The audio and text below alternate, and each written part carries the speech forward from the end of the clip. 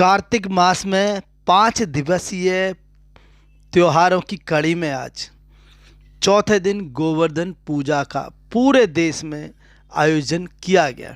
इसी कड़ी में पूर्वी दिल्ली के कृष्णा नगर में स्थित रघुनाथ मंदिर में गोवर्धन पूजा का भव्य आयोजन हुआ। गोवर्धन पूजा के पावन अवसर पर राजधानी दिल्ली के मंदिरों में आज श्रद्धा और भक्ति का माहौल देखने को मिला। कृष्णा नगर स्थित रघुनाथ मंदिर में इस अवसर पर विशेष कार्यक्रम का आयोजन किया गया, जहां सैकड़ों श्रद्धालुओं ने एकत्रित होकर भगवान श्री कृष्ण गोवर्धन पूजा की। इस कार्यक्रम में रघुनाथ मंदिर के प्रधान और पूर्व में निगम पार्षद रहे राइस गौड़ सभी के साथ कार्यक्रम में शामिल हुए और वहीं कृष्णा नगर के समाज सेवक लवली साहनी भी इस कार्यक्रम में शामिल हुए। वहीं अनेकों श्रद्धालुओं ने पूजा अर्चना कर सभी के कल्याण की कामना की।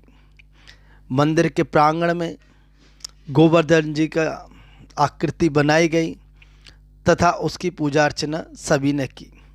इस अवसर पर भक्तों के लिए विशाल भंडारे का आयोजन भी किया गया, जिसमें बड़ी संख्या में लोगों ने प्रसाद ग्रहण किया। श्रद्धालुओं ने कहा कि यह पर्व सिर्फ पूजा का नहीं बल्कि सेवा और एकता के भाव को बढ़ाने वाला है। वहीं मंदिर के प्रधान राइस गौड़ ने बताया कि लगभग 70 साल से इस तरह का ये भंडारे का और गोवर्धन पूजा का आयोजन चला आ रहा है और दूर दूर से श्रद्धालु यहाँ इस आयोजन में आते हैं। गोवर्धन में जैसे मैं प्रधान बना मंदिर में, जब से ही गोवर्धन की अन्नकूट पे यहाँ पे पूजा होती है। 12 बजे गोवर्धन की पूजा होती है। उसके बाद एक बहुत विशाल भंडारा होता है। यहाँ पे चावल होते हैं, मिक्स सब्जी होती है, कड़ी होती है और पूरियाँ होती है। लोग बड़े दूर दूर के लोग यहाँ पे लेने आते हैं और कोई भी यहाँ बगैर प्रसाद के नहीं जाता। अभी आप देख रहे हैं कितनी भीड़ है, कितना रश है। मैं तो बहुत दिनों से, कम से कम जब से 70 साल हो गए जब से यहाँ पे ये कार्यक्रम चलता है।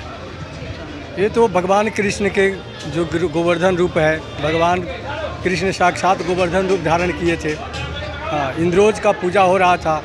अब इंद्रोज का पूजा बंद करके भगवान स्वयं गिरिराज बन के गोवर्धन पर्वत बन करके अपना साक्षात पूजन लिए थे। तो जब से गोवर्धन पूजन की परंपरा चली आ रही है। गोवर्धन पूजन मतलब साक्षात भगवान कृष्ण ही। ये यहाँ बड़े धूमधाम से पूजन मनाई जाती है। ये तो मंदिर बहुत पुराना है, पौराणिक मंदिर है, आप जानते ही होंगे। और यहाँ बड़े विधि विधान से पूजन होता है और भंडारा, आपका पूरा दिन भंडारा बटेगा अन्नकूट का। कढ़ी चावल पूरी सब्जी पूरे दिन सुबह से शाम तक।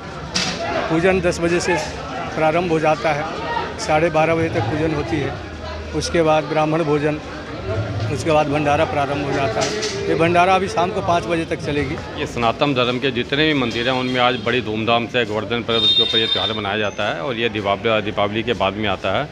इस दिन भगवान श्री कृष्ण ने गोवर्धन पर्वत को अपने हाथ की सबसे छोटी उंगली में उठाकर पूरे ब्रजवासियों को उसके नीचे रखा और उनकी पूरी सेवा की गई। उसी दिन से यह त्यौहार मनाने जाने लगा है।